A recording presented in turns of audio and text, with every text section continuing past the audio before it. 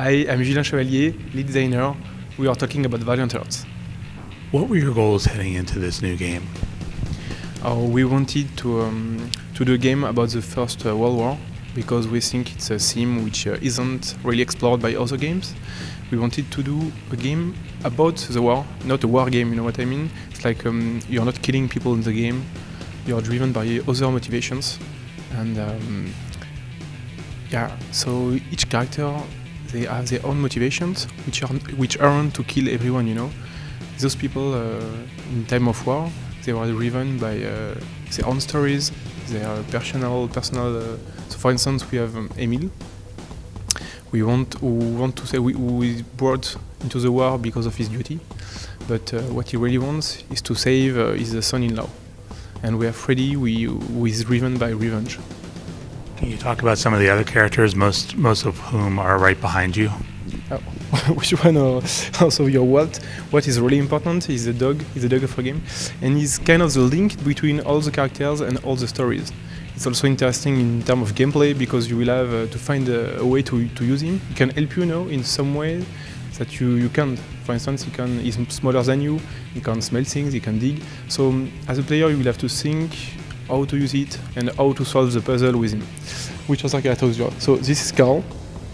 Carl is German, and it was really important for us to see both sides, of the war, and that's why we brought into the game different nationalities.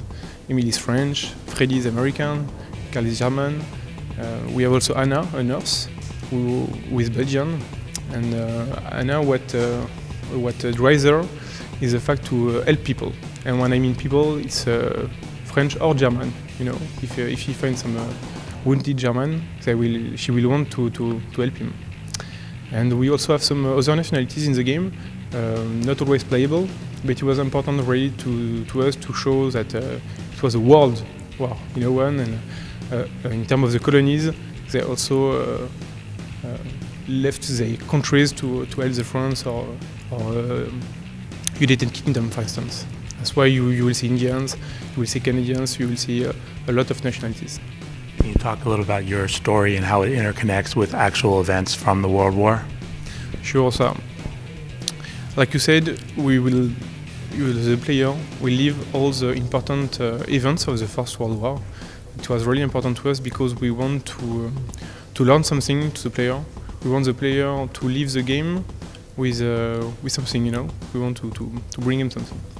And so you will live, for instance, the Battle of the Somme with the first tanks appearing. You will live the Battle of the Marne. You will live all the important facts, but you will live there through the eyes of our characters. And each character have their own motivation. They are linked.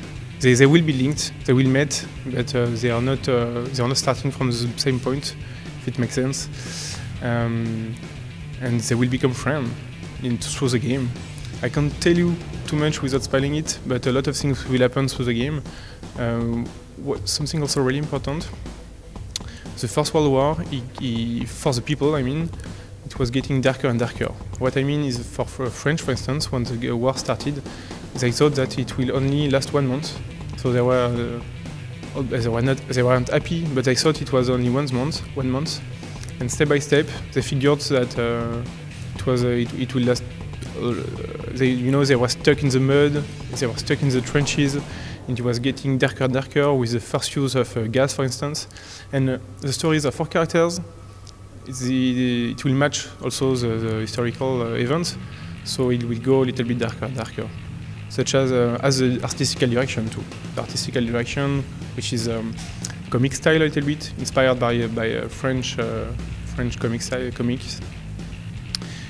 It allows us to have different colors, and it can start a little bit bright, but as soon as the event will go darker, also the artistical direction will go darker.